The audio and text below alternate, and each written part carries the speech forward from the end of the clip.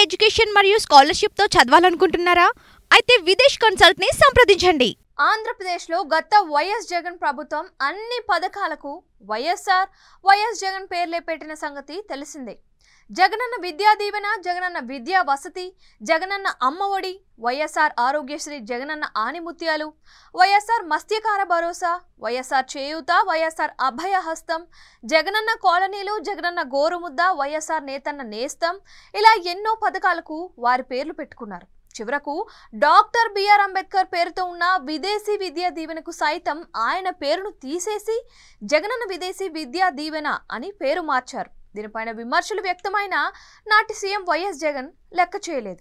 అయితే ఆంధ్రప్రదేశ్లో కూటమి ప్రభుత్వం అధికారంలోకి వచ్చాక ఎక్కడా పథకాలకు తమ పేర్లు తగిలించుకోలేదు. ముఖ్యంగా డిప్యూటీ సీఎం జనసేనాని పవన్ కళ్యాణ్ ఈ పేర్ల విషయంలో అందరికీ ఆదర్శంగా ముందుకు వెళ్తున్నారు. ప్రభుత్వ స్కూళ్లలో మధ్యాహ్న భోజన పథకానికి డొక్కా సీతమ్మ పేరు పెట్టారు. తాజాగా వరద బాధితులను పరామర్శించడానికి పిఠాపురం నియోజకవర్గంలో పర్యటించిన పవన్ కళ్యాణ్ కు స్థానికుల నుంచి ఒక విన్నపం వచ్చింది.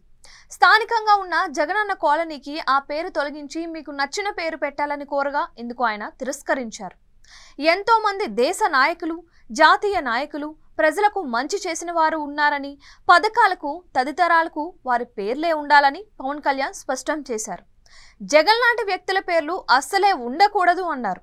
పిఠాపురం ప్రజలు, జనసేన నేతలు, శ్రేణులు జగనన్న కాలనీకి పేరు పెట్టాలని పవన్ కళ్యాణ్ కోరినా వారి మాయలో పవన్ పడలేదు. వారి మాటలకు ప్రభావితం కాలేదు.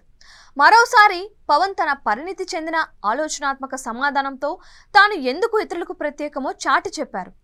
ఈ నేల, ఈ రాష్ట్రం, మన దేశం కోసం పోరాడిన వారు చాలా మంది ఉన్నారు.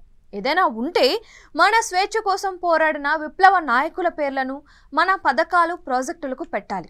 ప్రాజెక్టులకు రాజకీయ నాయకుల పేర్లు పెట్టడం సరికాదు. ముఖ్యంగా జగన్ లాంటి వారి పేర్లు పెట్టడం సరికాదు అని పవన్ తెలిపారు. ఈ క్రమంలో జగనన్న కాలనీలకు కూడా జాతీయ నాయకుల పేర్లే ఉండాలని పవన్ భావిస్తున్నట్లు తెలుస్తోంది.